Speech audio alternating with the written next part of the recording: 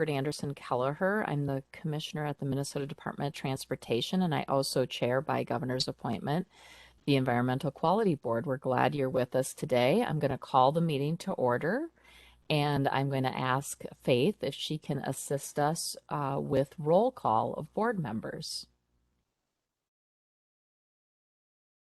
Sure. So first we have Commissioner Arnold.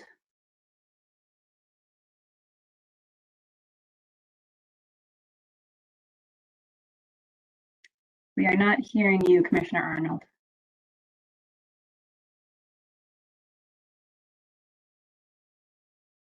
Okay, we'll come back to you, but we can see that you're here in the meeting.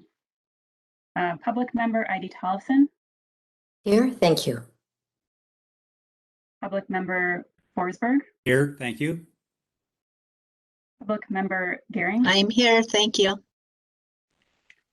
Public member Konar Steenberg. Good afternoon, I'm here. Public member Murdoch. Hi there, here.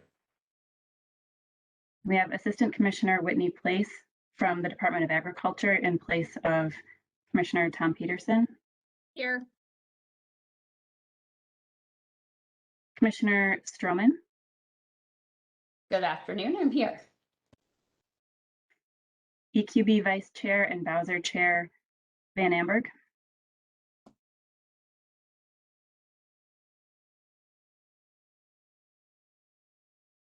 Sorry, good afternoon, present. Thank you. And then we have, I'm going to go back to, we have Susan Vento here from the Met Council, I believe. Is that right? Yes, I'm present. Thank you. And go back up to the list to catch a couple other people. Commissioner Arnold, is your audio working now? Let me check this. Can you hear me? Yes, thank you. Let's see, public member Martin. Yes, here. Good afternoon. Okay.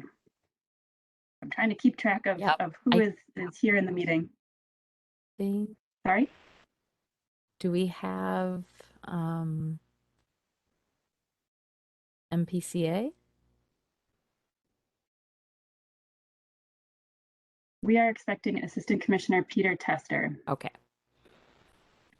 And then, of course, I'm present as well. So I think, why don't we, public health?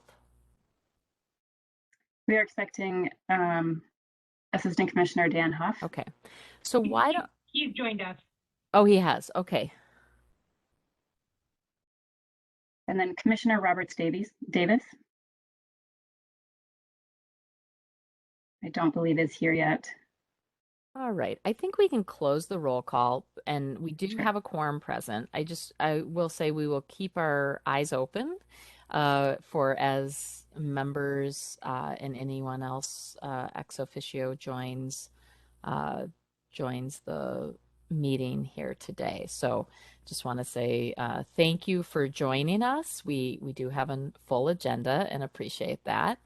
We have next up, we have the consent agenda, and maybe we could go, or are we doing, I'm sorry, did I get ahead of myself here? Do you want to go over like the technical stuff of the meeting, or you want to wait? You can go ahead and do consent agenda. That'll work just fine. Okay. So we have both the meeting minutes from October 20th, and then we also have the proposed agenda for today, November 17th.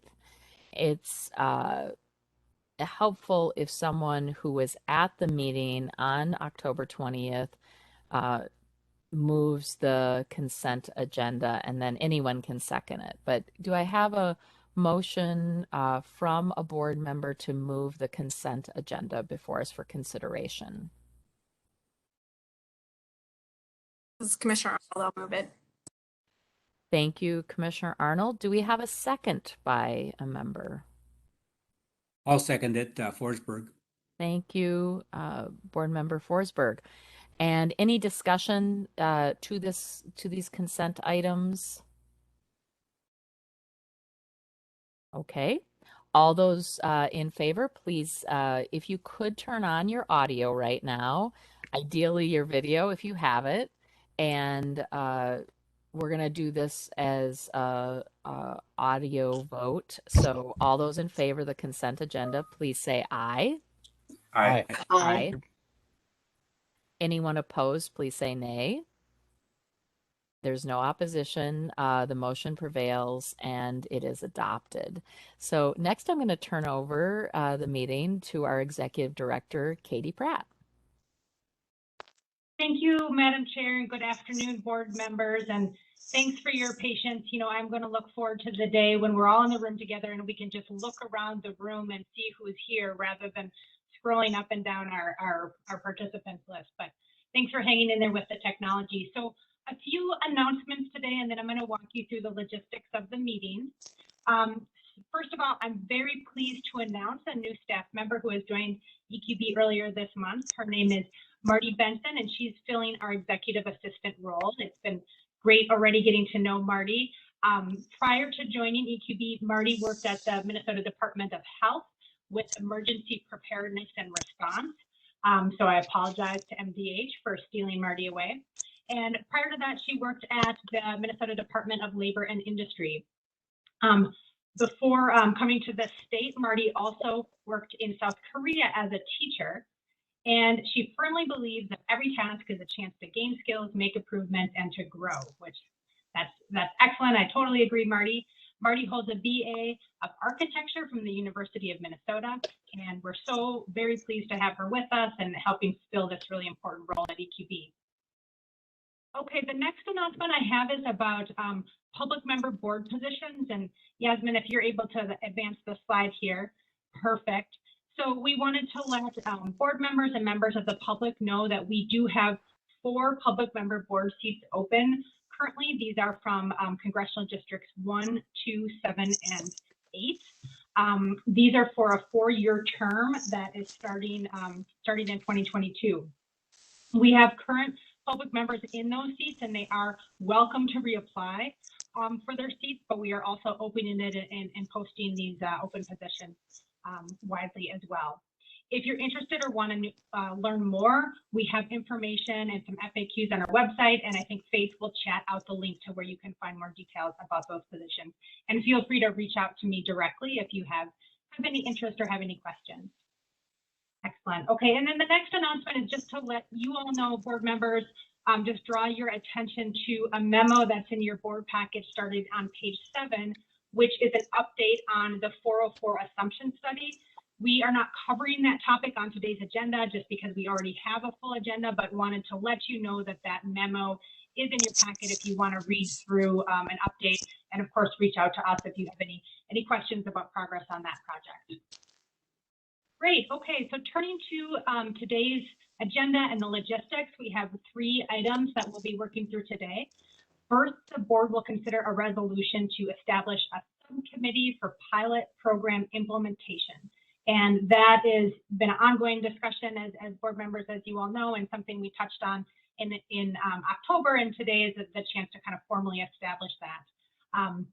Second, the board will hear an update on the work of the interagency pollinator protection team, and we'll have some time for discussion about the pollinator work.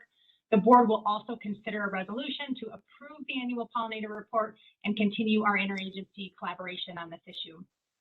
And then finally, the board will hear an overview of the environmental review mandatory category report. That is an informational item today.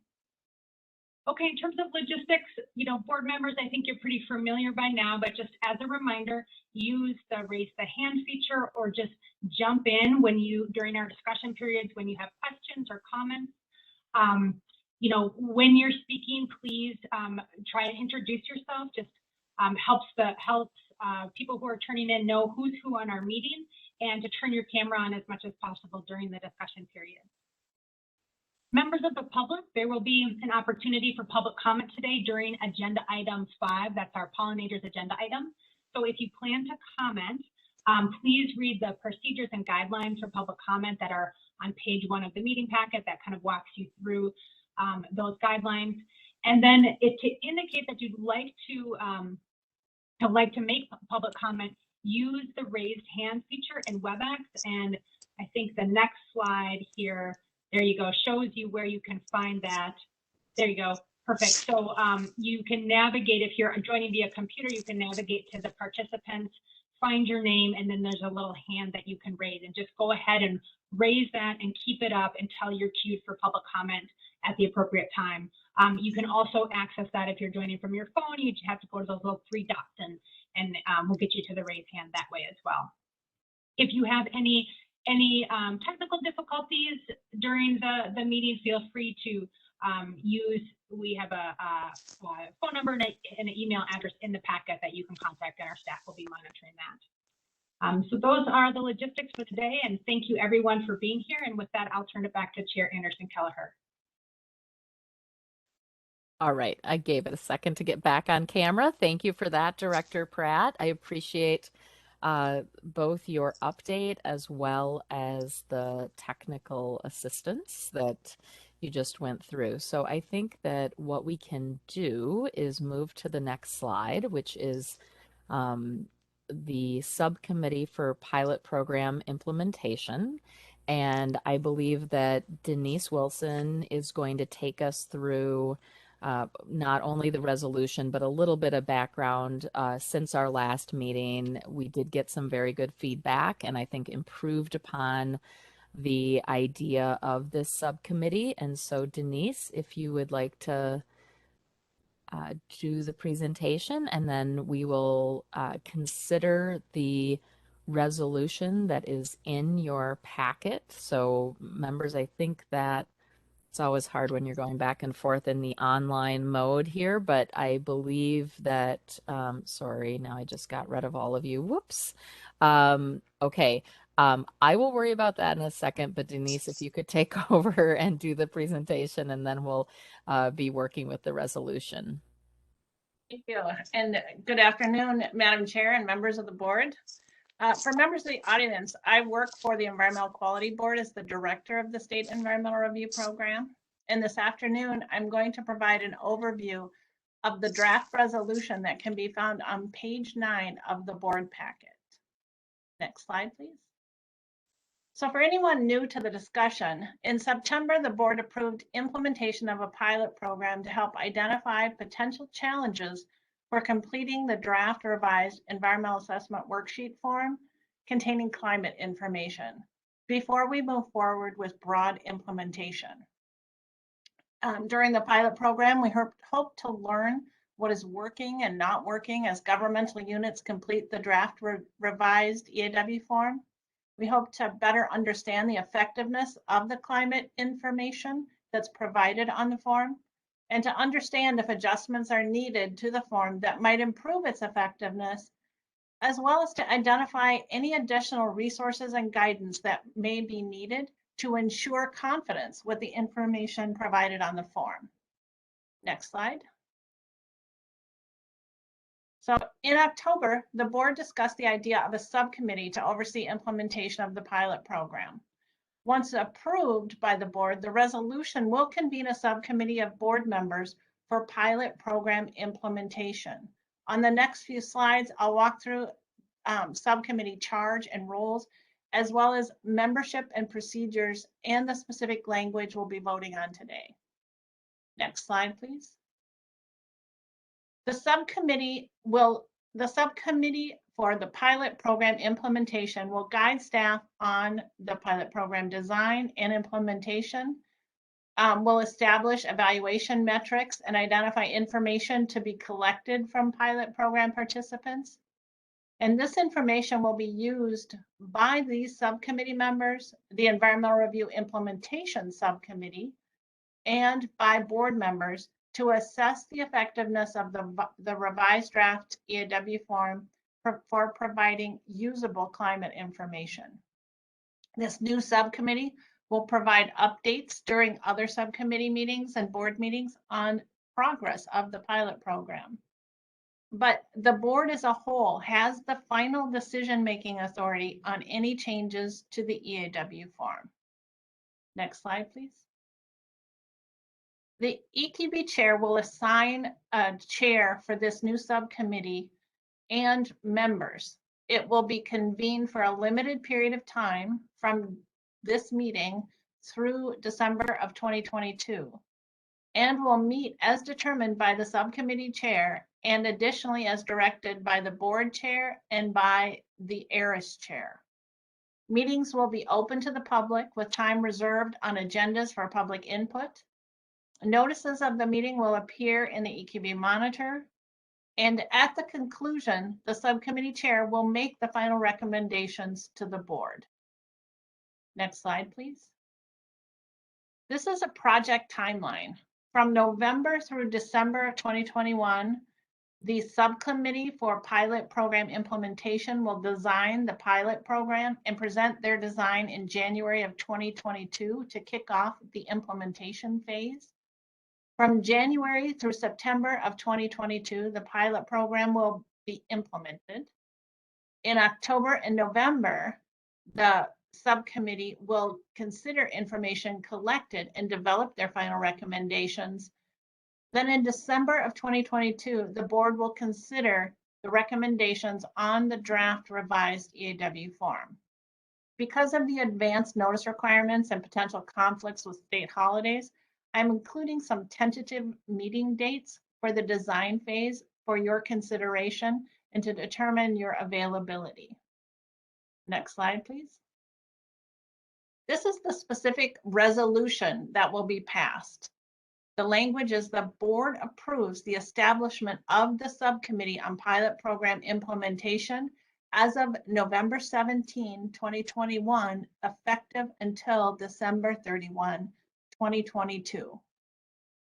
Next slide, please. State and local responsible governmental units and consultants may register right now for the pilot program on the EQB website. The project page also contains copies of the draft revised EAW form and the guidance documents, as well as responses to some of the frequently asked questions.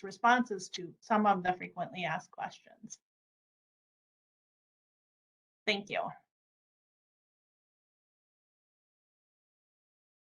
Denise, thank you for that update and as well as presenting the resolution that we are going to vote on today.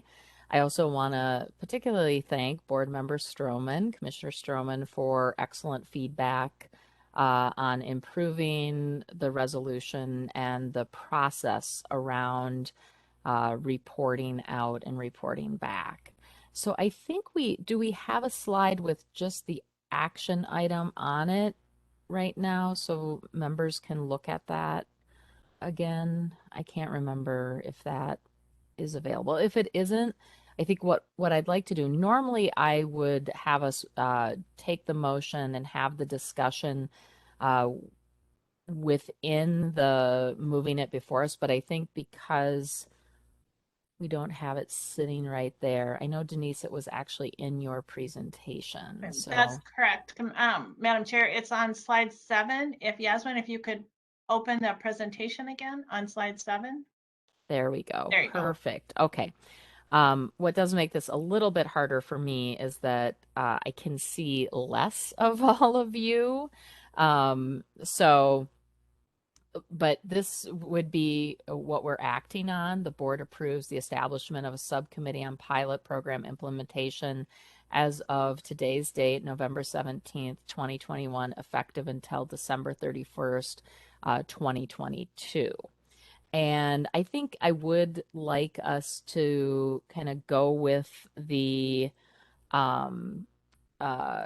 procedure of having a member of the EQB move this resolution before us and have a second, and then we'll have the discussion on it. So is someone willing to move this? Just pop on screen. Like I said, I can see less of you, and so unless... This is Mehmet Koner Steenberg. I'll move it. Thank you. Yeah. And a second. Commissioner Arnold, I'll second it. Thank you, Commissioner Arnold. All right, a little discussion or questions that people might have about the resolution and the process laid out around it.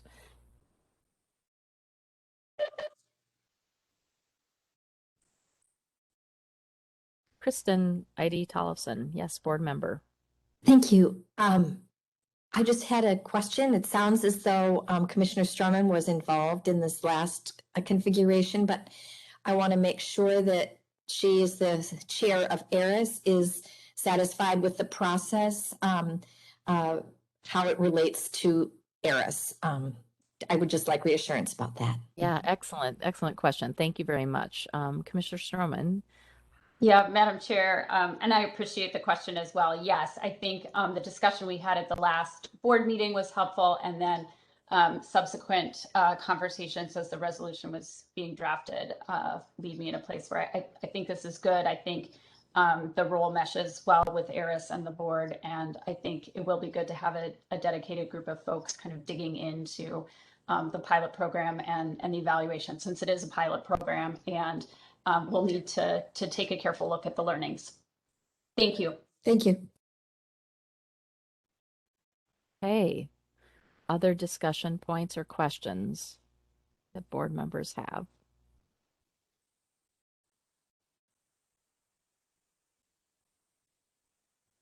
Just giving it a moment here. It's always that challenge in the virtual setting.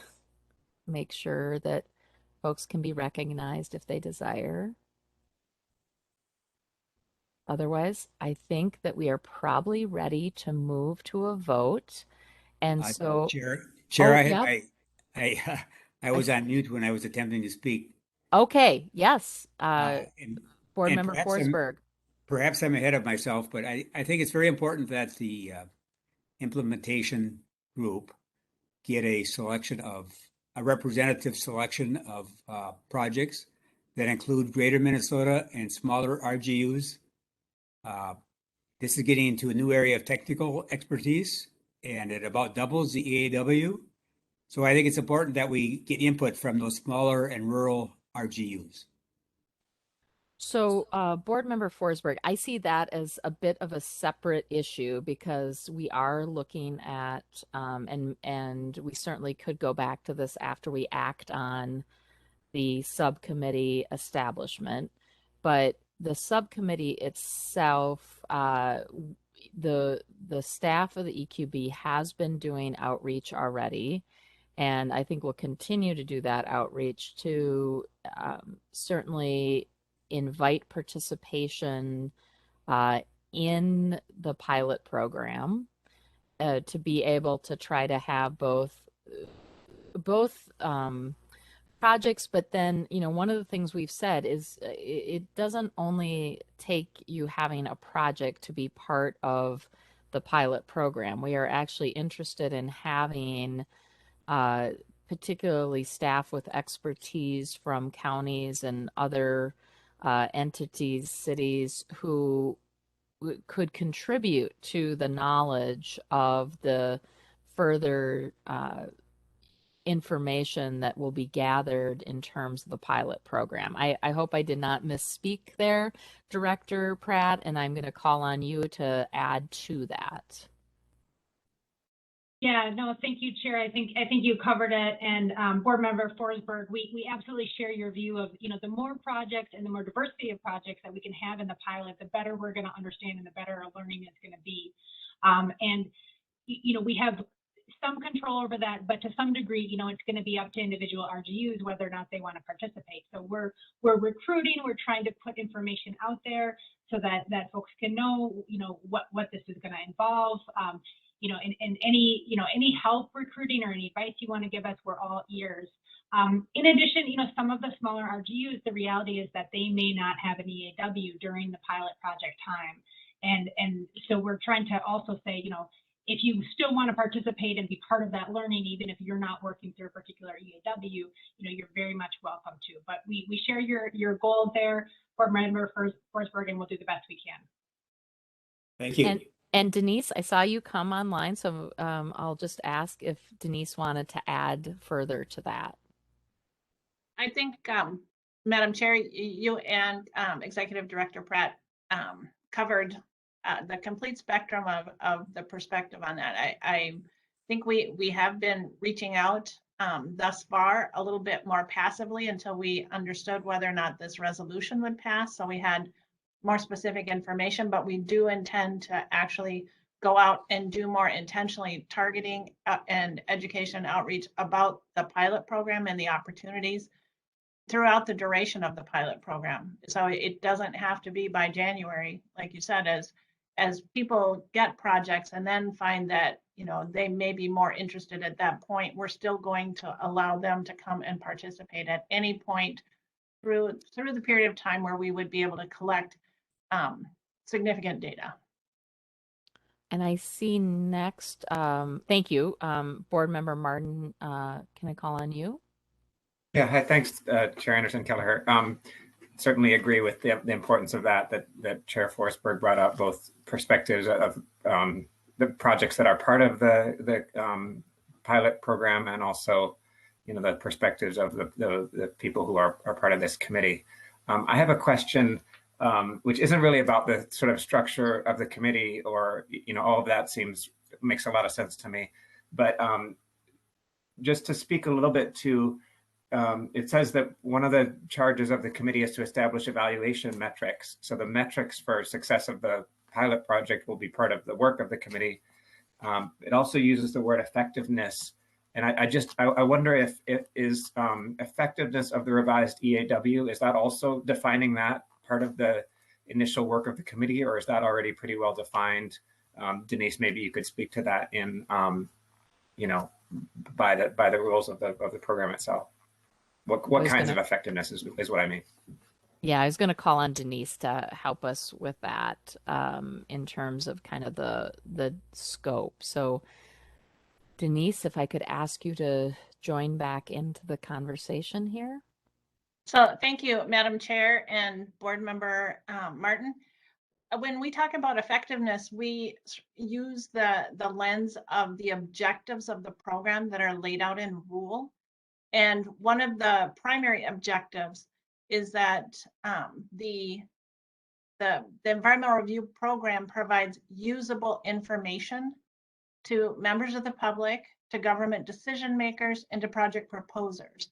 And so we're also tasked in rule and with the specific language that the board has the responsibility to oversee the state environmental review program, to monitor the effectiveness of the program, and to make changes when it's been brought to the attention of the board that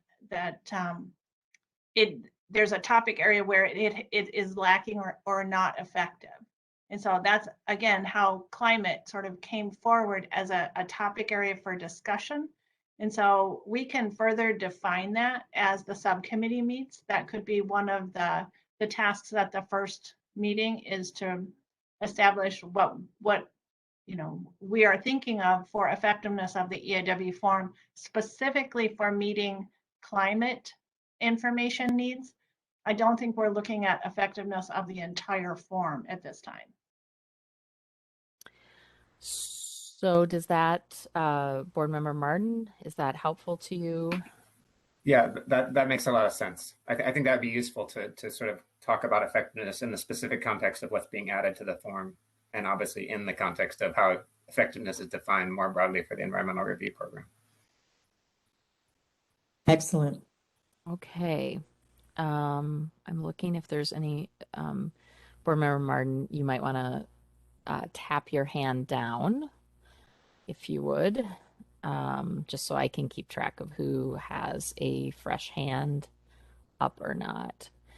I do want to say before we vote that one of the ideas, and probably the major idea behind this, was to put together a group of board members who can work with staff, hear from those folks participating in the pilot program, and then communicate back on a routine basis with the board to make sure that we are keeping in the loop, and that the ERIS committee is in the loop as this very important pilot program is launched.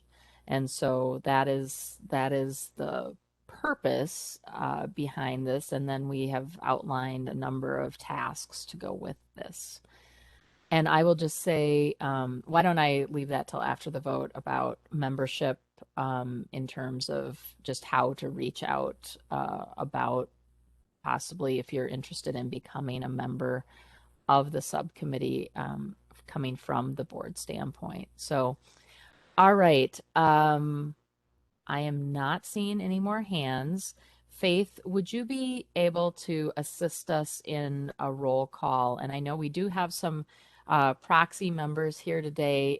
They are not allowed to vote under, they cannot do a proxy vote. They can sit for their commissioner, but they can't vote. So just to make that clear with folks who are watching what's happening and how we're doing. And I will wait for you to tell me what the vote is this time, but I will count along with you. I usually do. All right. I can't stop myself. All right, Faith. Great, thank you. Chair Anderson Kelleher. Aye. Commissioner Arnold. Aye. Public Member Heidi Tolleson. Aye. Public Member Forsberg. Aye. Public Member Gehring. Aye. Public Member Konar Steenberg. Aye. Public Member Martin. Aye. Public Member Murdoch. Aye. Aye. Commissioner Roberts Davis. Aye. Commissioner Stroman. Aye. And Public Member Van Amberg. Aye. Okay, the votes are 11 in favor. Thank you, Faith, for calling the roll. We have a vote of 11-0, so the resolution is adopted. Thank you, everyone, for all of your work on the resolution to prepare the subcommittee on pilot program implementation. We would love it if folks who are interested in serving either on the committee or serving as chair certainly can reach out to me and to Director Pratt. We're going to have a fairly short window here for that, though, because we do want to get going. And there have been a couple board members who have reached out already and really appreciate that. But want to make sure that we have 3 to 5 members serving on this subcommittee as well as an appointed chair. And hopefully we can make some decisions early next week and then send that out to the board. Does that make sense, Director Pratt? Yes, it does, Madam Chair. Thank you. Okay, excellent. All right, well, thank you so much. And I really appreciate everyone's hard work on this. We're going to move next to the Annual Pollinator Report. And we do have a decision item here on the Annual Pollinator Report. We will have Ms. Gutierrez Morano be presenting. She is our State Pollinator Coordinator at the EQB. And so if I could turn this over to you, and thank you so much for presenting today. Thank you, Madam Chair, and good afternoon, members of the board and the public. My name is Rebecca Gutierrez Moreno, and I am the State Pollinator Coordinator with the Environmental Quality Board. I am here representing the Interagency Pollinator Protection Team, in short, the IPPT, to present the 2021 Minnesota State Agency Pollinator Annual Report and the IPPT Next Steps. Members of the IPPT are also here to provide technical support during the questions and discussion periods. Next slide, please. In this presentation, I will first give you a brief background of the pollinator protection work in Minnesota. Then I will provide an overview of the 2021 Pollinator Report. And last, I will talk about the next steps for the IPPT. Next slide, please. So the board actions for this agenda item today are to discuss and vote for the approval of the 2021 Minnesota State Agency Pollinator Report and to discuss and provide feedback on the next steps for the IPPT. Next slide, please. So we know that pollinators are in danger. Factors like climate change, loss of habitat, diseases and parasites, and pesticides are the main threats that are causing pollinator declines. Minnesota recognizes the crucial role that pollinators play in the state's economy, natural resources, and way of life. So in 2016, the state began to take action to protect pollinators with the first executive order that directed the creation of the IPPT and the Governor's Committee for Pollinator Protection, or GCPP for short. From 2017 to 2018, IPPT member agencies began working on developing and implementing pollinator protection initiatives and the first annual reports that established the framework of our work and defined goals and desired outcome, as well as the outputs for each goal. The GCPP was comprised of 15 appointed members of the public with experience in agriculture, conservation, education, academia, and local government. In 2018, they developed a report with recommendations for pollinator conservation, completing their work in December of 2018. In 2019, the new executive order provides continuity to our work. The IPPT developed metrics and indicators to report on progress and developed a civic engagement framework to ensure public participation in this subject and to build cross-sector partnerships. Considering the strong foundation for our interagency collaboration, the IPPT is in the process of evaluating and discussing the next steps of our pollinator protection work. We will talk about this future work later in the presentation. Next slide, please. This year, the IPPT carried out a survey to seek public feedback on the 2020 Pollinator Report, learn about the actions individuals and organizations are taking to protect pollinators and the barriers they are encountering to help them. The feedback we received from the public helped us shape the 2021 Pollinator Report and stimulate our discussions for the next steps that we need to take in our interagency work. This report is a high-level summary of the progress, challenges, and recommendations to protect pollinators in Minnesota. Also, we are including stories of the important work that other organizations and individuals are doing for pollinator conservation, because we want to highlight that it takes all Minnesotans to work together to restore healthy, diverse pollinator populations in our state. Next slide, please. A few of our highlights this year include that the legislature passed resources for current and new pollinator habitat work. Also, agency programs continue to move forward. For example, the Department of Transportation continues progress with the Monarch Candidate Conservation Agreement with assurances. The Department of Agriculture endorsed of farms for integrated pest management practices.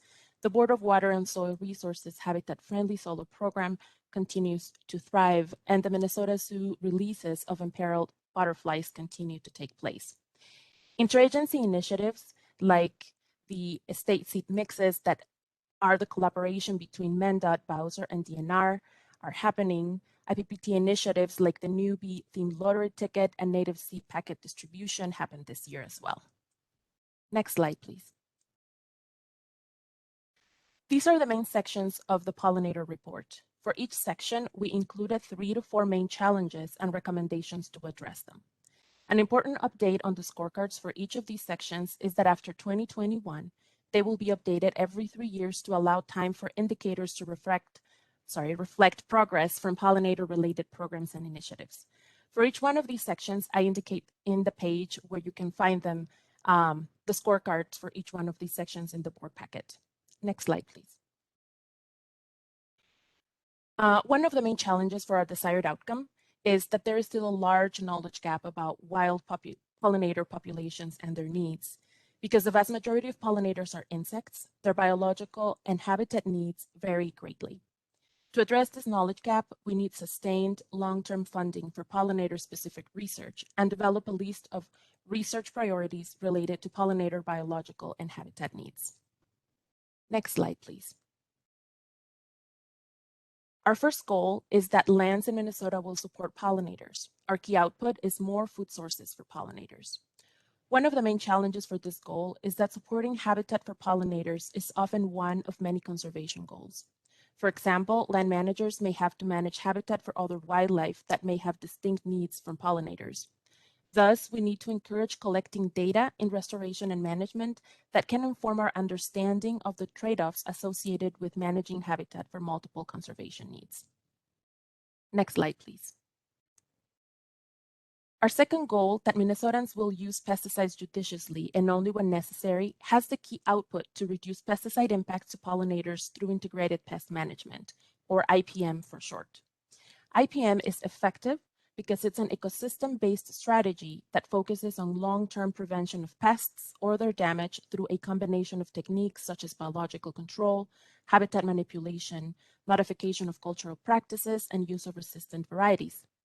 Although IPM can be highly successful in guiding the judicious use of pesticides, there are many challenges associated with this framework. For instance, IPM programs do not exist for all pests and all areas, such as some ornamentals and specialty crops. Therefore, it is necessary to support the development of IPM programs, especially in locations where pesticides that are highly toxic to pollinators are likely to be used. Next slide, please. For our goal 3 is that Minnesotans understand, value, and actively support pollinators, and our key output is increased community commitments. We heard from some Minnesotans that although they are very interested in learning and participating in pollinator initiatives and programs, often these are short-term and are not always accessible to everyone. So we want to find ways to provide continued and equitable access to pollinator education programs across Minnesota. For instance, to seek consistent long-term funding for the Department of Education to continue to collaborate with school districts and youth-serving community organizations to help support pollinator-related educational programs. Next slide, please. As I mentioned before, the IPPT is in the process of evaluating and discussing the next steps for our pollinator protection work. We are looking to start developing an action framework that will tie together both individual agencies' programs and our interagency collaboration. This will include the evaluation of our civic engagement framework to provide meaningful opportunities for the public to participate in this process. This work will also shape the next year's pollinator report. Next slide, please. With the information you heard today on the current status and plans for the future for pollinator protection in Minnesota, we encourage the board to think about the question here in this slide to answer during board discussion. And the question is, what is the most important way the board can help move progress forward for pollinators? Next slide, please. Thank you. Let me know if you have any questions for me or the IPPT, and I will turn back to Chair Anderson Kelleher. Well, thank you, Rebecca, for that excellent presentation on the report. And maybe I could ask for the screen sharing to go down as we have a board discussion with this question of what. So first of all, I want to say that as a report, I think this is an excellent report to be able to update us as well as others on the work that's going on pollinator protection. You know, what it isn't is it doesn't necessarily provide all actions that could be done to protect pollinators. And I think that, you know, that is something that it would be good to have the board discussion around. I'm going to start off the board discussion and say that one of the exciting parts of the newly signed into law bipartisan infrastructure bill is there is an entire section on pollinator protection for state highway departments with a corresponding grant program and plan that will be both, I think, both expected and then corresponding grants that can go with that. And I will say that we are very excited at MnDOT to participate in that. The bill is a very large bill, as many of you know. It's 2,700 pages long, and I feel like there are things that we find each day, and actually that portion of the bill was sent to me by a legislator early one morning last week. Very excited that that is in the bill, and I'm sure we're going to find other opportunities to be able, as MnDOT, to certainly work on these issues, encouraged by federal policy. So, Commissioner Stroman. Thank you. I want to piggyback a little bit on what you were just talking about with the resources, and I will also echo your comment that I think, this report is good for what it is, right? And acknowledge your comment about what it isn't. And I think, as I look at this, this is an effort that is undergoing evolution. When EQB first took on this role as an interagency convener and keeper of this report, it does take some time to get all of the agencies working towards a common goal and really figuring out, I think, the systems through which we bring together our create common goals and then bring together our diverse expertise, tools, and resources to bear towards that. And so I think, this has created that framework, and I think that's really good. I think to your point that, we're kind of in an exciting time with some additional resources, some renewed interest. You can see some of that renewed interest from the public in the metrics in our report too. And so I think that this is really an opportunity, and where I think, this board can help the interagency staff team think about is what's the next evolution of this report. And to me, it's really about the what does it take to get to success? What does it take to change the trajectory of some of these, where we have poor status or fair status, and we have a declining trend or a trend that we don't know because we don't have enough information? What does it take to get the information? What does it take to be successful? And I think that's something I hear more and more at DNR too from members of the public, that they understand that as an agency, we may not be able to bring everything that's necessary for success, but they do expect us to have the expertise to define what it takes to get there. And then there's a policy decision about, is that the direction that Minnesota is heading? And so I think to build off this framework and then have that team of interagency experts that we have really put their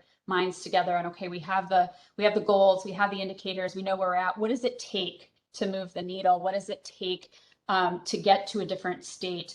I think would be really useful for us as a board and agency leaders. And then I think also obviously for other folks, decision makers who are going to allocate the kinds of funding that you're talking about, to understand how we do that in the most strategic way to get the best benefits and the best results. So thank you. Yeah. Thank you for those comments. And I will say you can also at this point ask Rebecca questions, as well as making comments about, what can our board do, but, in some cases also what can our agencies do. I think that that's an important piece of this as well. Board Member Yawaki. Yeah, thank you. Can you hear me? Yes, thank Yeah. you. Okay. I think one of the overarching things that I see with a lot of the work that we're doing here is working towards trying to assess how we address climate change. And I just came back from COP26, was out there for about 3 weeks advocating for Indigenous communities. I And actually saw you on the news hour. I was very excited about this, and we'll talk about that a little bit later on. But thank you for being there. yeah, for sure. And, of course, like I went there in many different capacities. And one of them was being an EQB member. And, the concern that we have as communities, with respect to the heat dome, the drought that we had, certain regulatory decisions that were made with respect to water appropriations at this extended amount of drought that we had. And then looking at that from a perspective of Indigenous communities who have treaty rights, usufructuary rights with respect to gathering, hunting, and fishing. And part of that gathering is wild rice. Our prophecy stories told us to come to the land where food grew from the water. And that means something to us. And that means something to us when we think about the treaties that were signed. And so, I'm really excited about, that because I've been reading in on the Build Back Better, been reading on the infrastructure bill, ensuring that I understand where there are advocacy and appropriations funding for tribal communities. And so, I'm very excited about the work that's been done from MnDOT with respect to their tribal relations training programs that they've had, and really want to see and invest in time to making sure that those those funding opportunities aren't lost on our communities too. And that planning doesn't just only focus on the state and rural communities, as that is also heavy investment with respect to our tribal affairs, because we have 11 tribes. We're as we look towards this just transition, what that means for our communities is we don't want to be left by the wayside. And a lot of these decisions that have been made sometimes have been off the cuff and haven't involved tribal consultation, which is that understanding of that government to government relationship that's very embedded not only in treaty rights, but the US Constitution. And so us as state actors, we have to ensure that every decision that we're making, from policy ideation to implementation, involves our tribal communities. So thank you. I really appreciate that. And I do want to share that two things. One, that yesterday at MIAC, Minnesota Indian Affairs Council, I was sharing that one of the things that with the bipartisan infrastructure bill we're working on and we're looking to New Mexico actually is there are some hurdles with federal dollars and being able to work together on federal dollars to tribes. And so we're actually tackling that by looking for a new model to be able to do that. And so that's specifically to those federal dollars. But I also want to share that 2 weeks ago, we signed a memorandum of understanding as MnDOT with the boys, with Grand Portage, and Boys Fort was present when we signed the memorandum of understanding. And the memorandum of understanding was actually about maintenance of the right of way within the boundaries of the reservation, to work to preserve the native plants that are medicine, and of course also pollinators. And so this is the first of the kind that we have done this way, and we looked forward to doing more. But I think that's something for a future report, and obviously would be something that we would look to, you know, see, you know, can we measure the impacts of some of these memorandums of understanding? And of course, it leads to a broader education. So really appreciate that point. But I think we can, there are more state lands other than just MnDOT. And so if that's helpful to my fellow commissioners to look at that example, we're happy to share that, because I think it does help protect the pollinator habitat.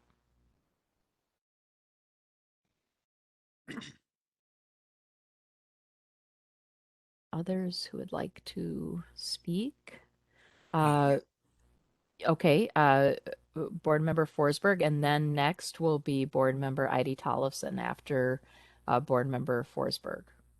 Yes, I would just like to point out a practical consideration for rural county highways.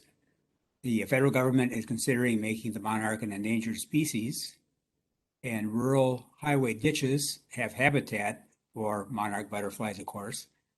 And so then you'd have to go through a permit process and a taking process, and it would make virtually any rural highway safety improvement project very difficult. But there has been a movement to establish an agreement whereby if a county would set aside a certain percentage of its rural highway ditches for habitat for pollinators, then the remaining miles could be improved without going through that process.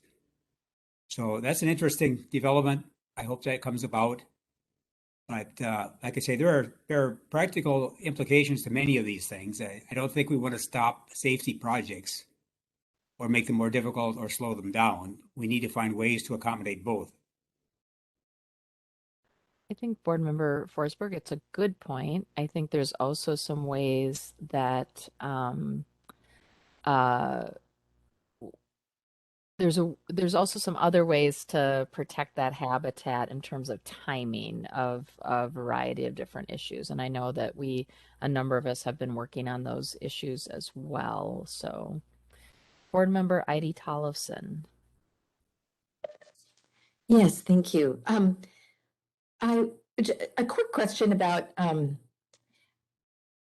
is there a member of a tribal environmental professional in the IPPT? What is the mechanism that we have for interfacing with tribal environmental expertise? That's the Yeah, question. I do have another comment. I'm interested in that. so Rebecca, I'm going to have you answer that directly, but what I can share is that this week on Monday night, we had our first government to government uh, tribal state government forum or summit that we held at was held at Prairie Island, and we talked about the draft climate action plan that is being worked on right now.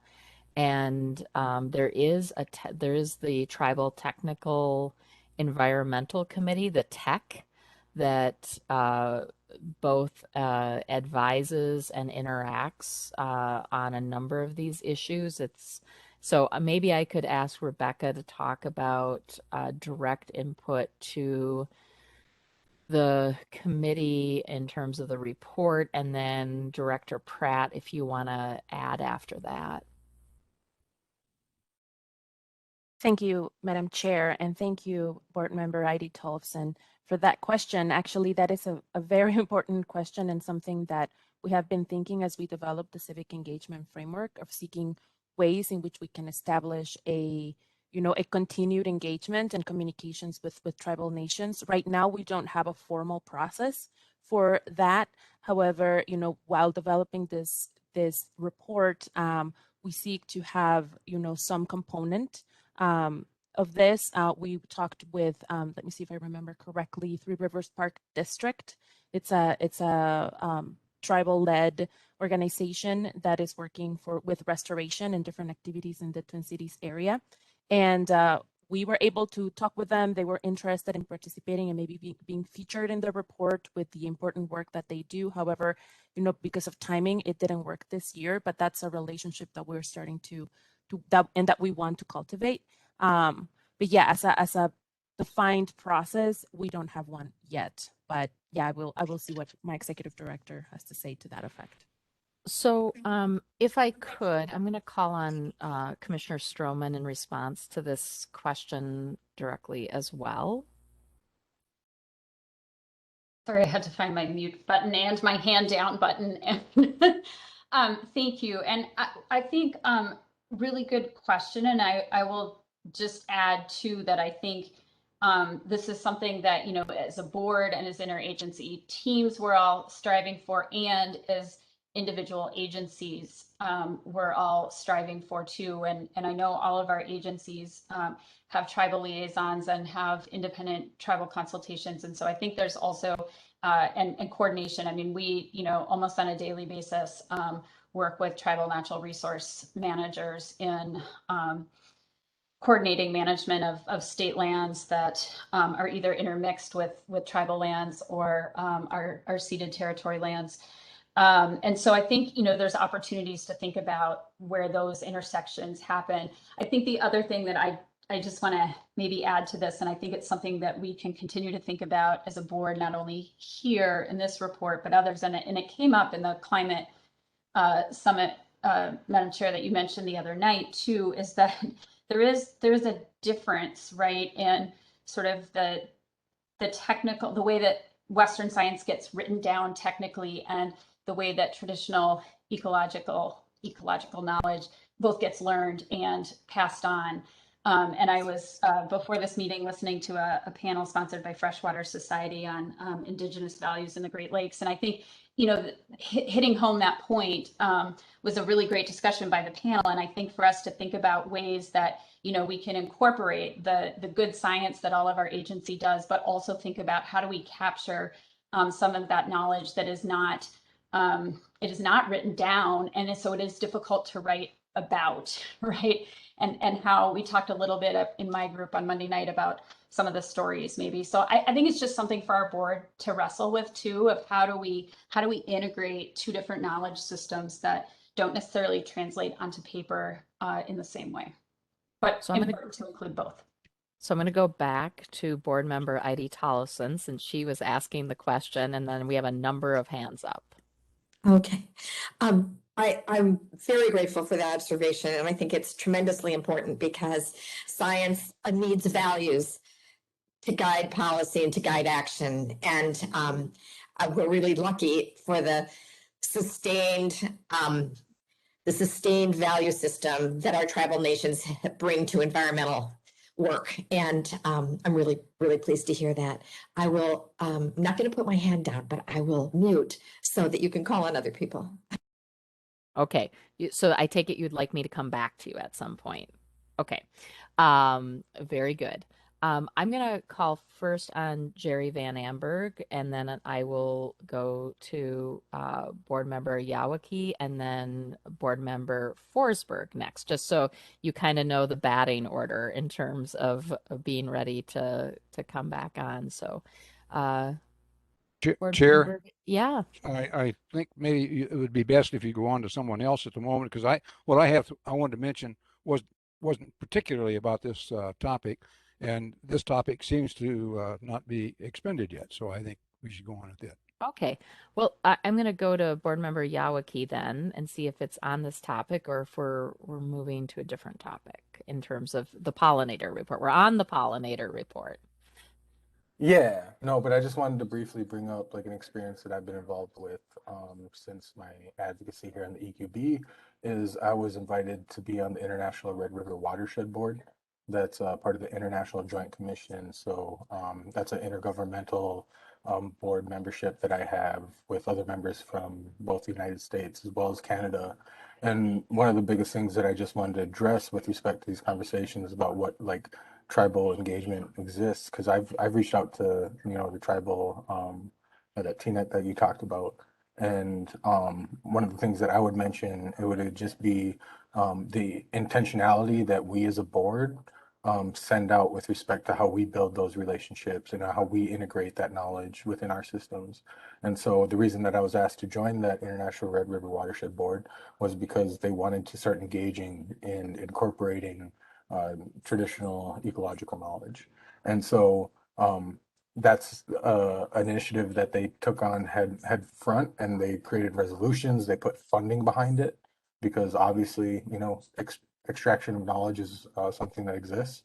And when it comes to addressing climate change, one of the things that we've seen across the United States when it comes back to giving back land management to tribes is we understand that intimate connection that we have with our Mother Earth. That's what allows us to survive, thrive, and live. And we have those knowledges that exist, and understanding that they don't necessarily bleed in with Western concepts of knowledge. I have a history in biology and chemistry and statistics, so I'm very well versed in Western knowledge, but also understanding that when it comes to that intimate connection, is we have those solutions. And part of it just starts with just like having an honest intention about having conversations. And those conversations happen when you reach out, when you create resolutions, when you put funding behind those resolutions to ensure that those conversations continue on in a way that comes from a good place. And yeah, so that's just all I had to say about that. Thank you. I appreciate that.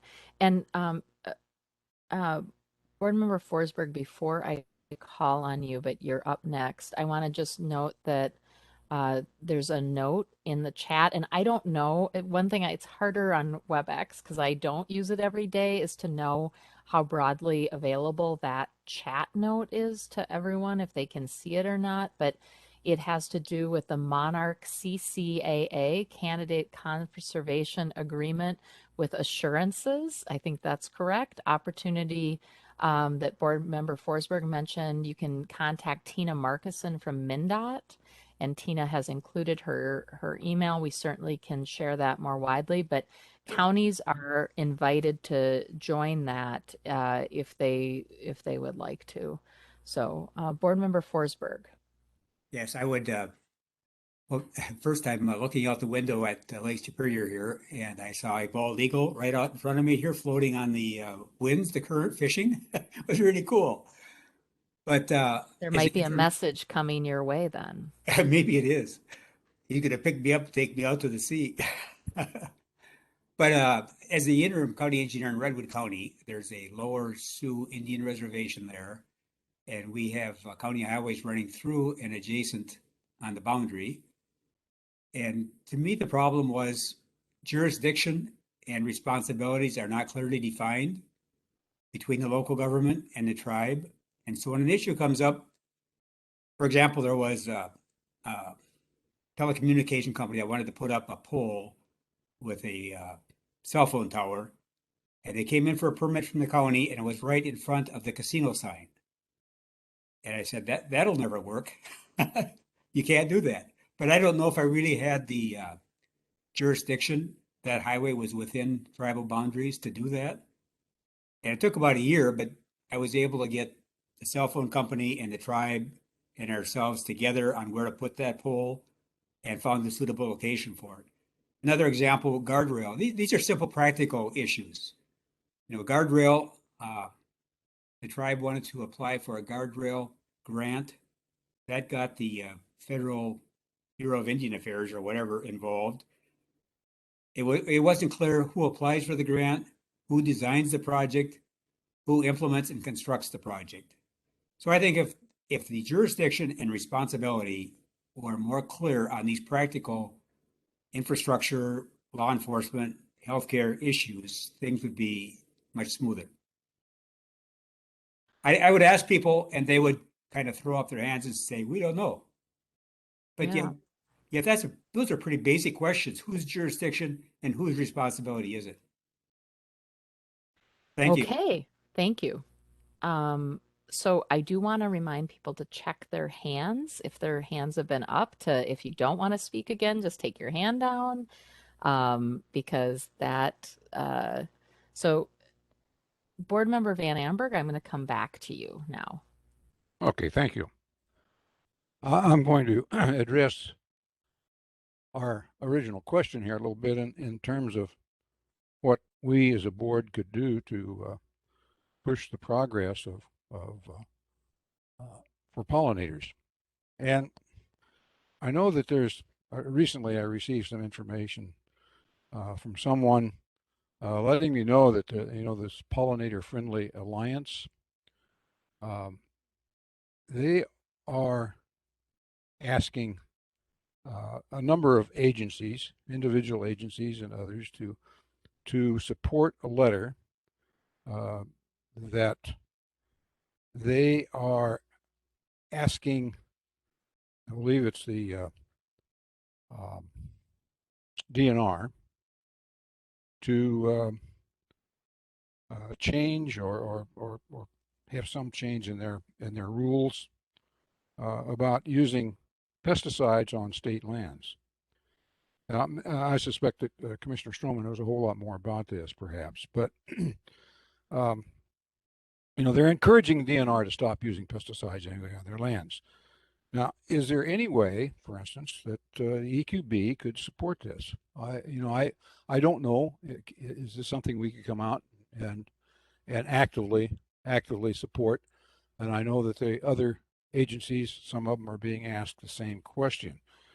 But this is something I've been interested in and for quite a long time, and that's the use of pesticides.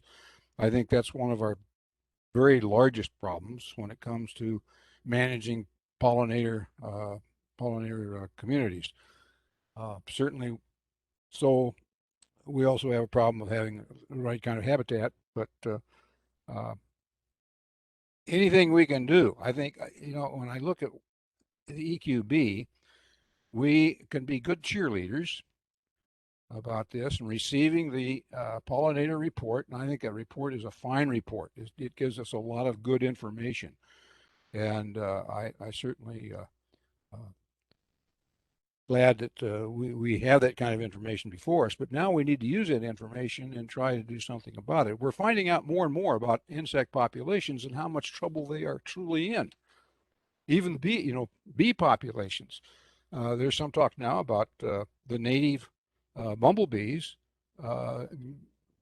declining quite rapidly across the range. And so we need to really, I think, be concerned about this a lot more than we are. And I don't know what we can do, what EQB can do, but I think we need to talk about this as a board. What are some really active things that we can undertake to promote this? I'll leave it there for now. Thank you.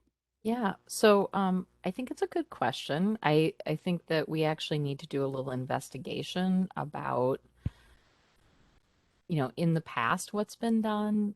what could be allowable, since we are this interesting mix of board members coming from agencies as well as public members. What is the authority to possibly endorse any outside group's proposal or concept or petition? So I think I would like us to maybe, Director Pratt, do some investigation on that, to understand that, to know where those limits are. We are kind of a quasi regulated regulatory group. And so that may put some constraints on that, but it's not to say that the underlying concept or idea wouldn't be something that could be, taken and investigated by the interagency pollinator group to say, should this be something that we should be moving forward with as well?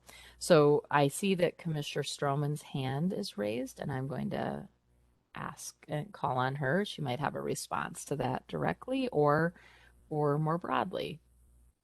Yeah, well, I wanted to respond because I think you're right, just in terms of how does the board take a position or endorse something. But I think I, in particular, am not exactly sure what this particular group is asking DNR to do. I will just say that we do have an internal policy on the use of pesticide and pest control, and rely heavily on integrated pest management. In addition, and so depending on the lands, for example, we do not use neonicotinoids on our wildlife lands. I don't believe we use them in state parks either. On forest lands, we follow the Forest Resources Council guidelines on the use of those. So we don't need to get into it now, but we would certainly be happy to bring folks who could talk a little bit more about that. And I know Kate and Kelly are on if folks are looking for more information now, but I guess, we probably also need to look at what we're doing and where the gaps are. We're of course always interested in continuing to improve, but I guess I just also want to make it clear that we have done a lot of work on our use of pesticides, and do that by policy. Folks may know that there have been several attempts in the legislature over numbers of years to set policy on the use of wildlife lands or other lands, and those have not passed. But we have been clear, in hearings on all of that, that we already do that work by policy. And so, that's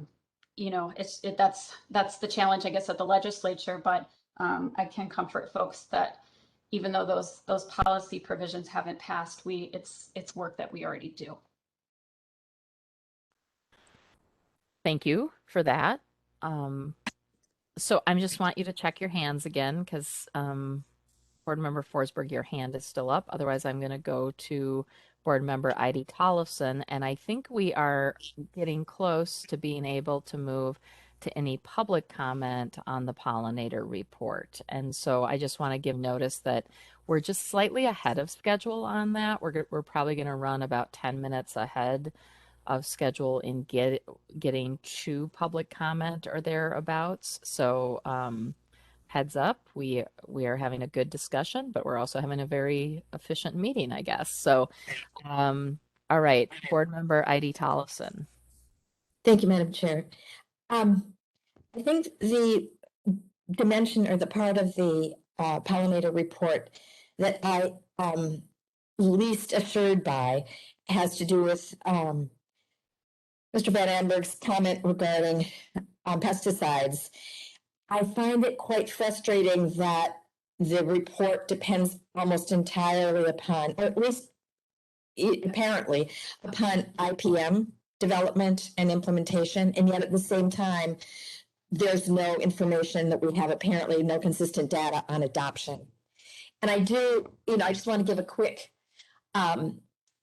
public on the ground observation about the urgency of the pollinator situation. And that is, we live next to a meadow that is in season full of monarda, sweetleaf, a very powerful, important medicine and food for bees. It's called bee bulb.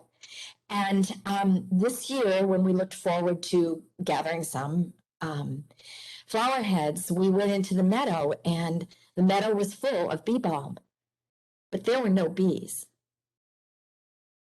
And that was really alarming to me. I mean, very few bees. And usually we have to battle the bees in order to, respectfully, we have to compete with the bees, I should say, not battle at all. And so for me, it really highlights the urgency and the need for action, as Commissioner Stroman was talking about. I would very much like to see more emphasis placed on action and on informing and coordinating. I think a very important role for EQB is coordinating the actions of the state agencies, making those more visible, supporting those in a package, and the continued directing of resources towards study and research there's so much study and so much research out there. I would like to see the resources of EQB directed towards action planning. So that's one of my principal points of input, I think. And I did have one observation that I'd like to share with Commissioner Stroman, and I feel very fortunate to be able to do that. And that is that language really matters. And does it matter? Does it have an effect that we refer to the insect populations as pests? Is there something that we could think about there? And I think another dimension that is extremely important is the fact that we refer to so many plants. We continue to put plants on invasive lists and on noxious weed lists. And as someone who studies plant medicine, I can tell you that an enormous number of those are medicinal to wildlife and to people. I think this is sort of on my, if you see me after I'm gone, you're going to see me on this matter, because I think it is really critical, especially as climate change continues and as bees and insects and other pollinators depend upon food sources that may not be there when they're ready for them because of these changes. The natives that were so good at encouraging and trying to replant may not be there. That it's really critical that we reconsider the impacts of our invasive species and noxious weed policies on the availability of food and habitat for our critical creatures, that whole ecosystem that is fundamental. So thank you. I mean, I can't tell you what it means to me to be able to say this to the board. Thank you very much. So board member Heidi Tollison, I think you bring up an excellent point about integrated pest management. And I'm just going to say that back when I was a baby legislative staffer and staffed Representative Wagenius, so you'll know where I'm going with this, that is actually the first time I ever heard the terminology integrated pest management. And if I'm remembering right, it really came about because of concern about the use of pesticides in school buildings and on school properties and the effects that it might be having on children. And so I think you raise an excellent point about integrated pest management, the language alone, and also the language around, who sees what as a weed or who sees what as food, and whether that's a human or an insect or an animal. And so I think we can do some investigation around that and really look into whether this language is up to date. I think that integrated pest management language really got traction in the 90s around notifying parents of what was being used in schools. And maybe somebody else thinks I'm totally off on this, but that's a strong recollection of mine.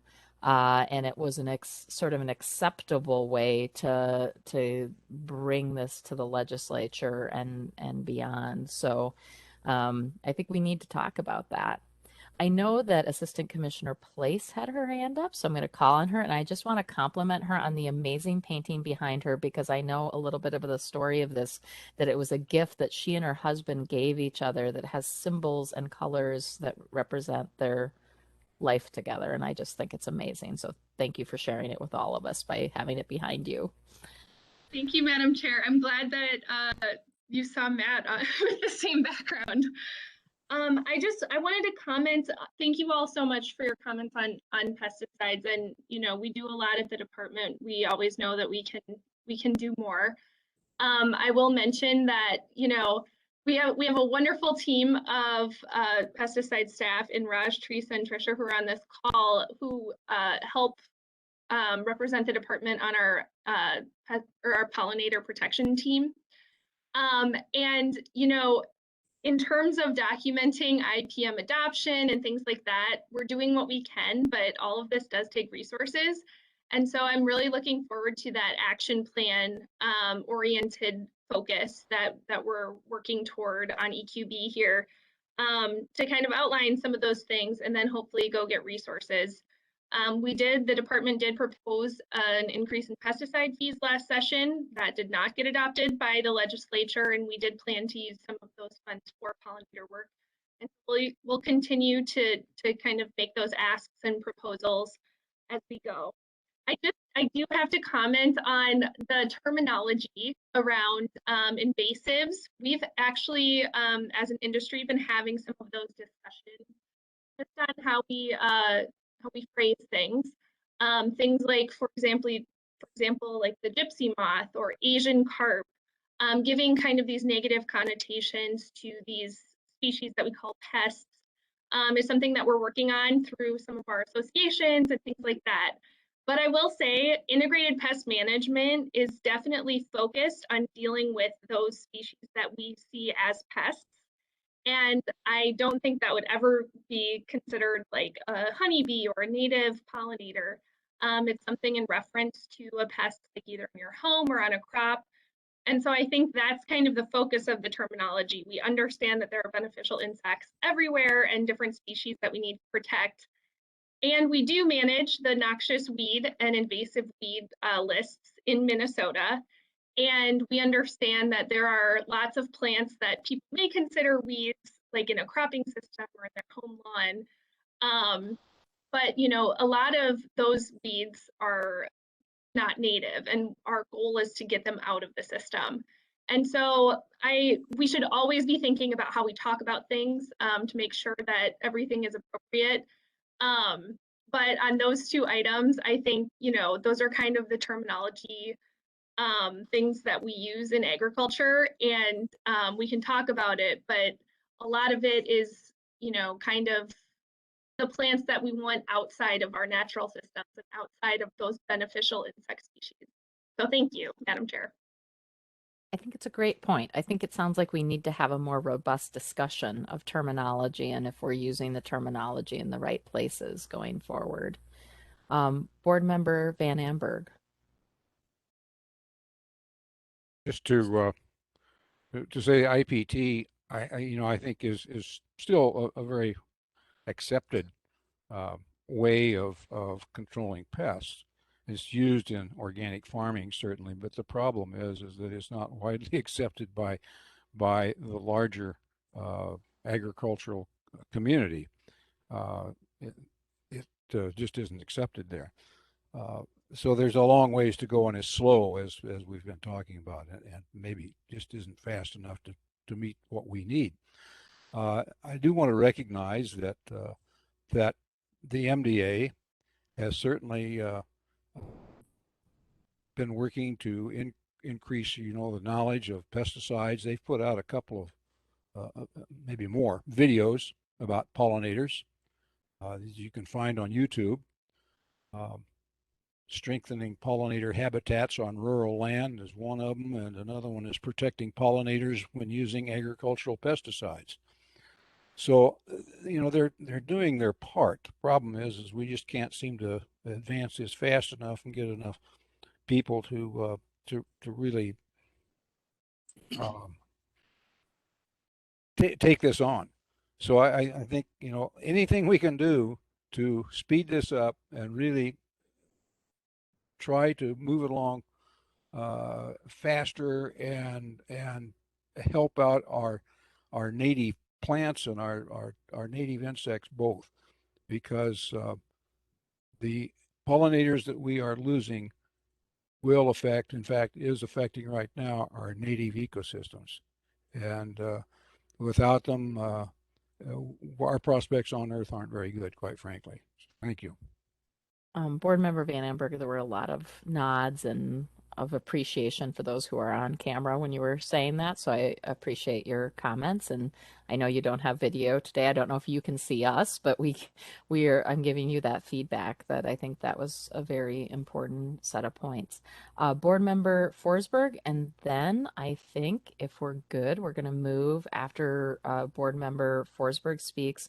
We're going to move to public comment. I understand we have at least one public commenter who is signed up and would like to make public comment. And then we do need a board action on the report to, I guess, adopt or accept the report. And that will be the next item that we have before us. So, Board Member Forsberg.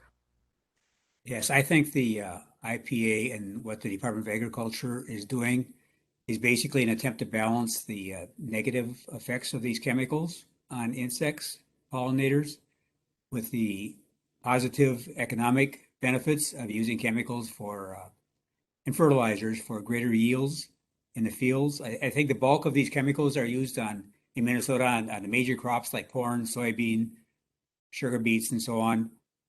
And that balance needs to be maintained because it's a huge part of our economy and of our public health, safety, and welfare. When I was young, corn went 100 bushels per acre. Now it's going 200, 300 bushels per acre. We would need 3 times as many acres then in corn to provide the same amount of corn for our growing economy. Another thing to consider too is that about 40% of the corn is going into ethanol. And is that the best way to provide the energy that we need, considering the insect and the chemical implications? Thank you. Okay. Thank you for that. Oh, Board Member Heidi Tollefson. Sorry, I just want to thank you, Madam Chair. I just wanted to quickly say to Whitney's places comments that one of my desiderata for the next report would be to highlight more of the outstanding best management practices that Ag has been developing, and I would love to see more of that in that report. It's really very important. Thank you. Well, board members, I think you have raised excellent questions, excellent points for further investigation for the team, as well as valuable feedback for both this report and future reports. So I think it's been a really robust conversation by board members. And now we're going to turn to public comment. And who's going to help with public comment here in terms of, I think that maybe, if I'm looking right, Faith will help me, and Denise will help with public comment and maybe go over kind of the time limits. We do have time, but we will have some time limit here for public comment. So Faith? I can jump in. I can jump in the protocol and just remind commenters that we'll unmute you. We'll cue you and unmute you, but please go ahead and start by introducing yourself. And then, you know, we're asking commenters to keep their comments to 2 minutes, just out of equity to everyone who's speaking today. And we can go ahead and dive in. Thank you. So first we have Lori Cox. Lori, I'm going to unmute you now.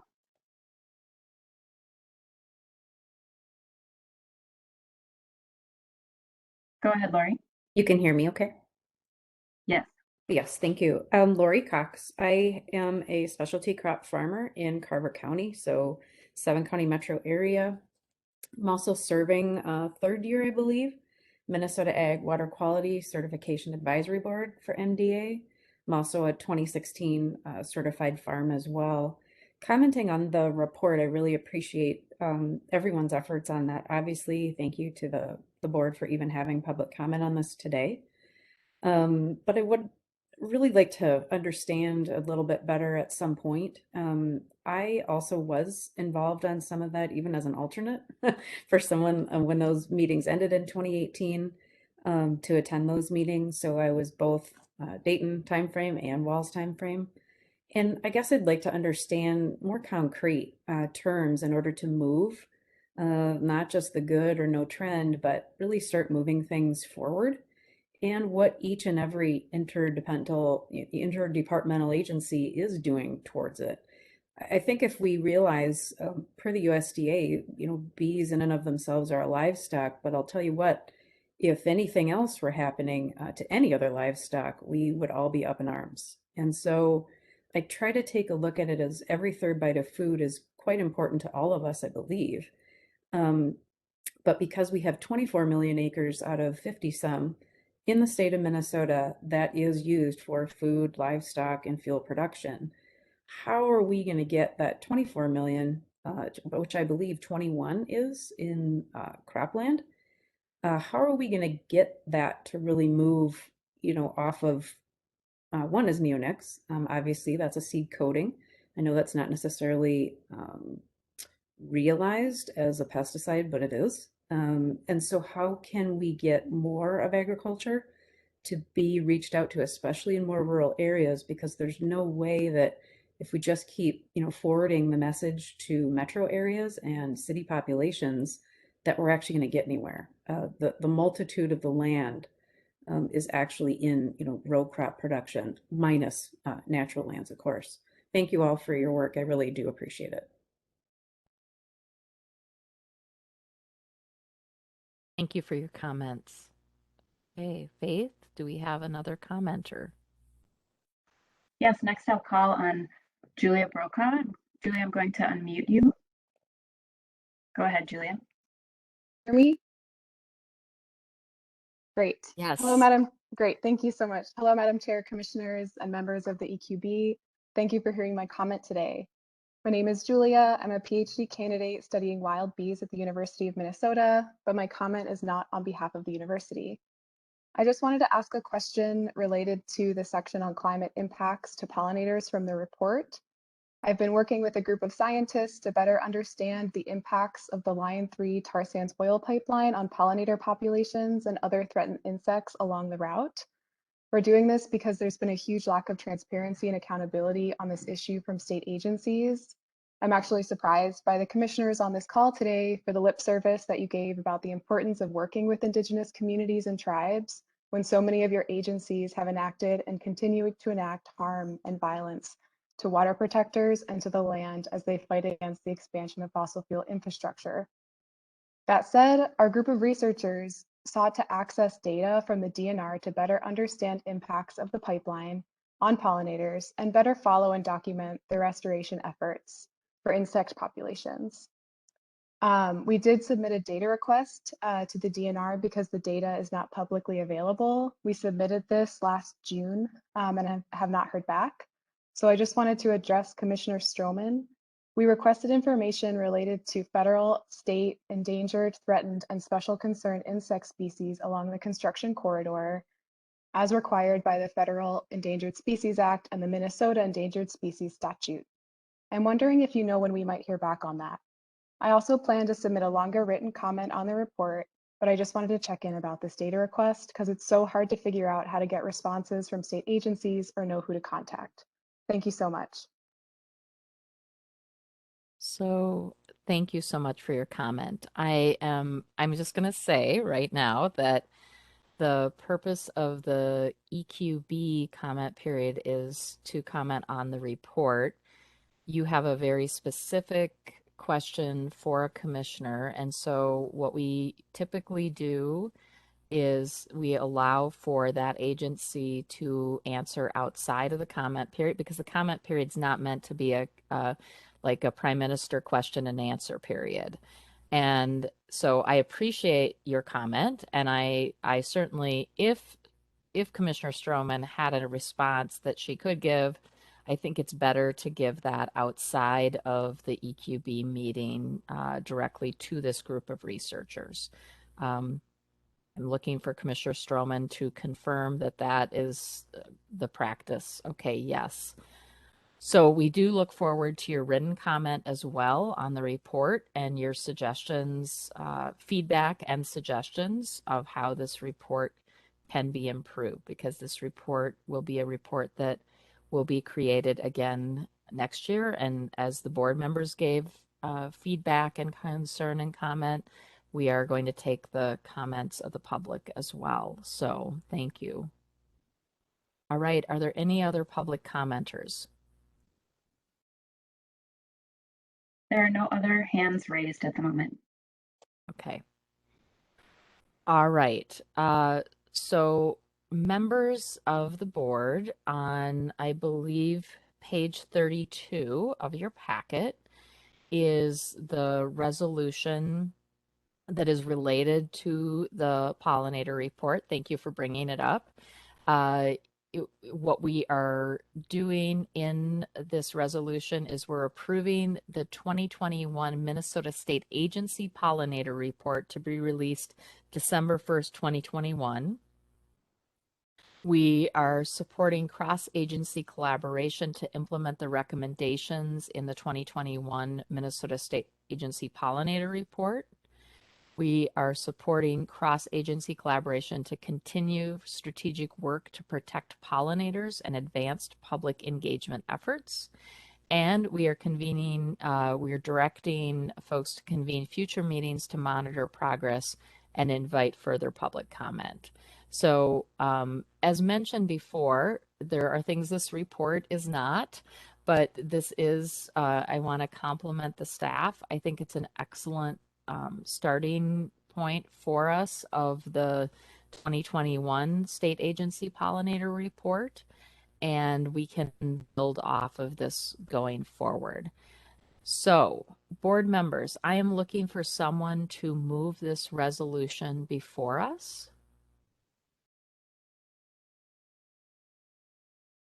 I will make that motion. Board Member Van Van Amberg. Amberg moves the motion before us, the resolution before us, and a second on that motion, please. Alice Roberts Davis will second. Thank you, Commissioner Roberts Davis. And then we will go to a roll call vote on the report. So, Faith, would you mind calling the roll? Thank you, Madam Chair. Chair Anderson Kelleher. Aye. Commissioner Arnold. Aye. Public Member Heidi Tollefson. I'm going to pass. Public Member Forsberg. Aye. Public Member Gehring. Aye. Public Member Konar-Steenberg. Aye. Public Member Martin. Aye. Public Member Murdoch. Aye. Commissioner Roberts Davis. Aye. Commissioner Stroman. Aye. Vice Chair Van Amberg. Yes. Public Member Yawaki. Aye. Okay, the vote total is 11 in favor and 1 abstention. So actually, I want to just correct you. That wasn't an abstention. It was a pass. So we should go back and just make sure that Board Member Heidi Tollefson, if it is truly passing, that you are not voting on it, or you'd like to be called on again. Oh, thank you very much. I didn't anticipate what to do. Thank you for helping me know what to do. No, I mean, I really appreciate this opportunity and all that's been said. And my pass or my abstention, I'm not sure what is more appropriate, simply has to do with my confidence that we can do much better. And so it is really, rather than a nay, it's a support that we can do much better. And I'm just holding out for that much better in terms of the action orientation. Is that all right, Yeah, Madam Chair? it is totally fine. I just want to make sure that the language of typically in a committee meeting, when you pass, we come back to you to make sure that either sometimes people are doing that for they're thinking about it or whatever. So I appreciate your clarification. I don't know that it's an abstention though. So I'm going to say we're going to call the vote as 10-0, and that the resolution is approved. And we will look into if there's some other way to note, because I think that it's not quite abstention, but I will check and we'll make sure we note it properly in the minutes and make sure we consult with you, Board Member Heidi Tolleson. So Thank you very much, Madam Chair. I greatly appreciate it. I'm a little bit of a nerd on process, so there we go. All right, so 10 votes aye, and we will note that Board Member Heidi Tolleson did not vote, but we're going to figure out the way to note that. And thank you for an excellent discussion of this Minnesota State Pollinator Report. Appreciate all of that. Okay. Sorry, this is the challenge. Even though I have two screens, it still means I have to go back and forth between different documents. So I think next we are up to mandatory category report, and Eric Cedarleaf Dahl, planning director at the EQB, is going to present this report. Thank you, Madam Chair. Can you hear me? I can. All right, great. Thank you. Good afternoon, members of the board, Madam Chair. My name is Eric Cedarleaf Dahl, and I work for the Environmental Quality Board as a planning director.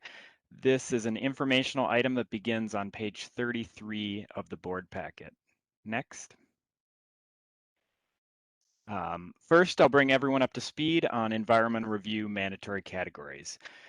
Mandatory categories are categories of project types for which environmental review is mandatory at a certain threshold. These categories are referred to as mandatory environmental assessment worksheets, or EAW categories, and mandatory environmental mandatory environmental impact statement, EIS categories. Each mandatory EAW and EIS category has a threshold for determining when environmental review is required and assigns a responsible government unit, or an RGU, to prepare and make a decision on the environmental review document. Information provided through the Minnesota environmental review process is intended to ensure that the potential environmental effects of a proposed project will be assessed and disclosed prior to the approval of any Minnesota governmental action. Next slide, please. The Environmental Quality Board is responsible for monitoring the effectiveness of the State Environmental Review Program, taking measures to improve its effectiveness and provide assistance to all parties involved. The purpose of this report in your board packet is to meet the legislative directive in Minnesota Statute 116D.04, subpart 5B. And it is a first step in assessing mandatory categories. It's required every 3 years and is due to the legislature on December 1st, 2021. This is the third time this report has been completed. For this report, EQB staff and an interagency group went through each mandatory category systematically. This is on page 52 of your board packet, to assess its historical purpose, review permits associated with the category, and consider recommendations for modifying the categories based on best professional judgment and experience with the categories. The report in your packet meets the legislative directive. Next slide, please. EQB staff developed an outreach and engagement process to consult with folks that are on this slide here. And as I mentioned before, this is the third time EQB has developed this report for the legislature, but this is the first time we've reached out to a broader group to provide a different perspective on mandatory categories through their experience with projects requiring environmental review. We reached out to project proposers and consultants. There's a list on page 49 of your board packet, as well as members of the public, those that filled out petition forms from January 2016 to May 2021. We also reached out on the EQB Monitor and the project webpage. We conducted our research and engagement through emails, phone interviews over the summer, direct surveys, as well as announcements in the EQB Monitor and on the project webpage. Next slide, please. So an interagency team of EQB members and agency responsible government units, or RGUs, and EQB staff conducted an assessment of each mandatory category. The assessment included a review of the intended historical purpose for every mandatory category, using the team's best professional judgment and experience to determine if the category was still meeting the intended purpose. The team also utilized best professional judgment to sort through draft suggestions and ideas provided by members of the public and local government units to construct the issues identified in the report. Issues identified in the report reflect a cross-section of perspectives and experiences from RGUs and do not necessarily indicate consensus among RGUs or that all RGUs feel a topic is appropriate to pursue. On this slide is a portion of the summary table of issues identified in EAW and EIS categories. The full table is in your packet on page 44. This report is a first step in assessing mandatory categories. It is an opportunity to better understand potential changes to mandatory categories from those who implement it, responsible government units, and those who participate in it, project proposers, consultants, and members of the public. To move any of these changes forward, it would require the board to order an official rulemaking to begin the process. Next slide, please. Throughout the process of collecting input on existing environmental review mandatory categories, EQB staff also received substantive input that was valuable but outside of the scope of this report. This is not a comprehensive list of all of the comments received, nor an analysis of the environmental review program. It is an overview of key themes from comments received during the mandatory category report engagement process. Each of these items is detailed in the memo in your packet on page 33, if you'd like to review that. And this feedback also reflects a cross-section of perspectives and experiences and does not necessarily indicate consensus. Next slide, please. So thank you. And the next step for this report is to deliver it to the legislature on December 1st, 2021. Thank you very much. Okay, well, thank you so much, Eric. Are there any questions for Eric from board members? You can raise your hand, and I'm happy to call on you, or if you have comments on this very extensive report.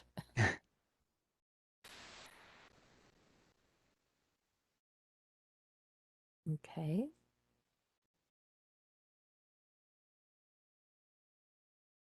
Board member Heidi Tollefson.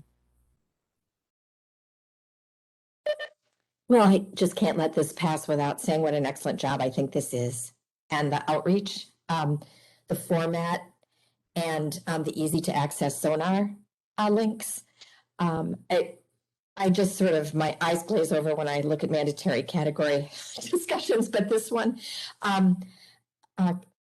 was really clear and did a great job. So I just want to say that. And then I have a couple questions, but I will email those to Eric rather than put the board through them. Okay. Is that appropriate? Okay. Yeah, that totally works. Okay. Thanks. Thank you. Thank you, board member Tollefson. You know, the EQB team really worked and was really helpful in working on how to make it a easier to read and easier to follow document. So we're really trying to focus on that this time. Good job. All right, other board members. Just scanning. Yes, Madam Chair. Yes, board member Forsberg. I would like to echo Kristen's compliments on the report and the amount of work and the organization and your attempts where you're reaching out to folks, including myself, on one of the issues. I'm not clear on what happens next. as far as studying or implementing the issues that were identified. One of the ones that I brought forward was to construct a new trail and pave a new trail. Mandatory category limit is 10 miles, I believe. To pave an existing trail is 5 miles, and I think that really is an error going back to a legislative requirement. What's the process for getting something like that fixed, Eric? Eric, Madam Chair, Board Member Forsberg, thanks for the question. So as I mentioned, this is really the first step in kind of identifying issues with mandatory categories from RGU perspectives or from folks in the public. And so the next step for this would be to submit it to the legislature, and then future steps would really depend on board direction or a board order to order rulemaking or further study potentially through ARIS. But it would really be a board action that would move this forward. But to change something like the trails category, that would require rulemaking. okay.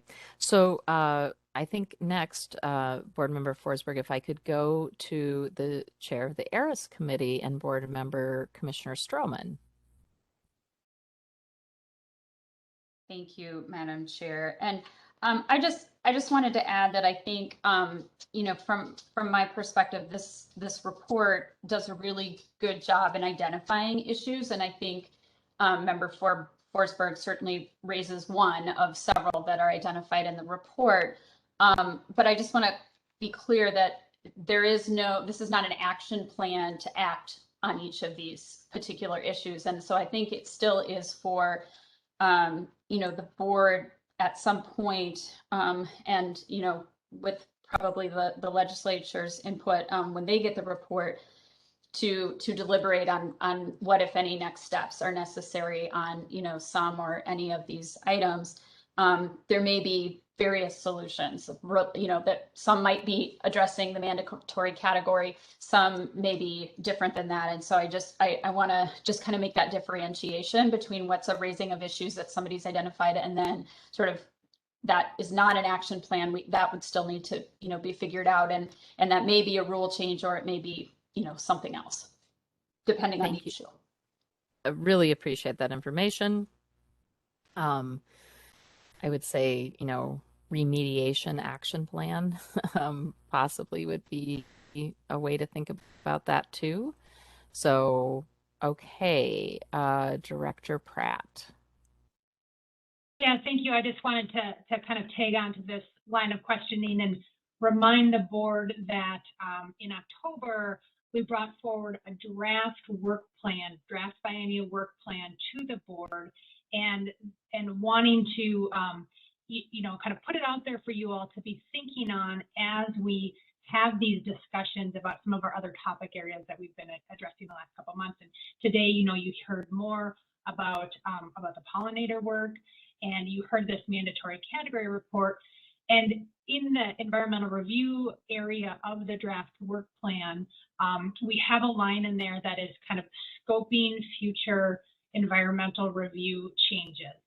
And the mandatory category report is just one source of information and data we have on looking at that program holistically and looking at, you know, the continuous improvement process that we have with the program and what might need to change. So this would be part of that scoping project. Let's look holistically and very kind of intentionally and strategically at the environmental review program, and then deliberate on, well, what would be the right things to change, and how much, you know, how many resources would it take, and what would that look like? So that's kind of putting that into some context for you all, and also for me to put in my plug to continue thinking about that work plan, because we are going to kind of formalize that in 2022. And you heard great discussion today on the pollinator and that kind of next phase of pollinator work and how we see the evolution of that interagency pollinator team, where we see them going. And so thinking about that as part of the work plan too. So reach out to me if you have questions as you're thinking about that work plan. Thank you so much. Board Member Ida Tollefson. Yes, just follow up to both Katie Pratt and Commissioner Strawman, so is this something that will go to Eris? It's just an open and closed question. So, At some so point, if I could help with that, I mean, it goes to the legislature next, but I see no reason that Eris couldn't take it into the report after it's published into the committee and do some work with it because it is a public report. So its path next is actually reporting being sent to the legislature, I believe. Is that correct, Eric? Madam Chair, that's correct. Yep. Thank you.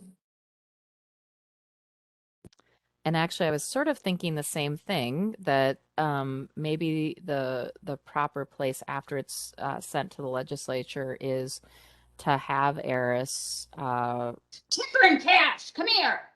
Oh,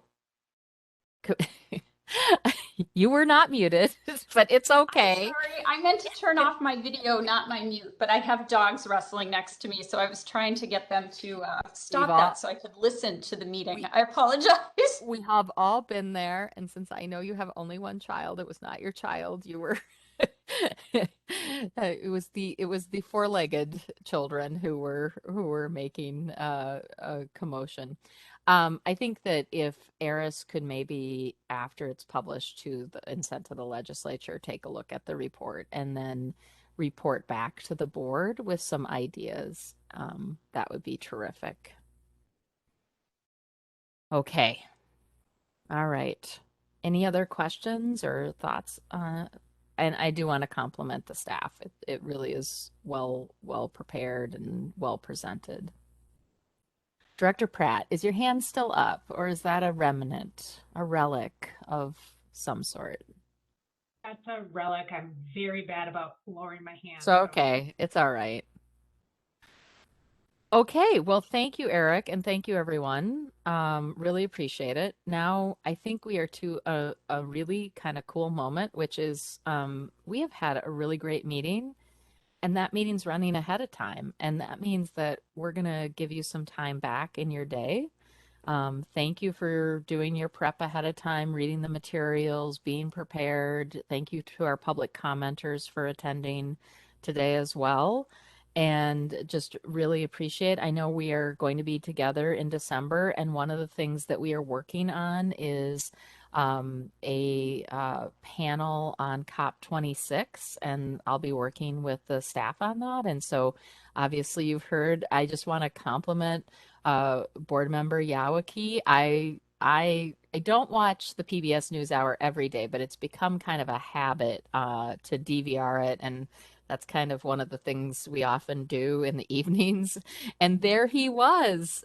He was interviewed by the PBS NewsHour at COP26 and was very articulate, which of course is no surprise to any of us, talking about Indigenous rights as well as climate issues. And so I just want to really, hats off to you for taking the time and spending your time and attending and speaking up. And so I think we'd like to have you as part of that panel. There are some other Minnesotans. There was actually a really large group of, I guess it's loosely being called the Minnesota delegation. It wasn't absolutely all coordinated, but I think we're going to look to a number of folks. Our Assistant Commissioner of Sustainability and Public Health, Tim Sexton, was there, and he might be a potential panelist for us as well. So that is something to look forward in December, and hopefully we'll be able to spend some time. And I think one of my other observations about something like COP26 is it takes a little bit of time for us to be able to digest the agreement that was reached, the negotiated agreement. And so I think having a little bit of time between COP26 and our panel in December is helpful as well. Any other board members or seek recognition right now? Otherwise, I think we might move to adjourn. Okay, I'll take a motion to adjourn. Commissioner Arnold, I'll move. Thank you, Commissioner Arnold. A second to that? I'll second that. All right. Thank you, Board Member Yawaki. And now we are going to have you all come off mute and we're going to do a voice vote on this. All those in favor of adjournment, please say aye. Aye. Anyone, Aye. anyone want to stay for the next hour? You can say no. All right. I think we're adjourned. Thank you so much for a great meeting, everyone. Thank you. Thanks, everyone.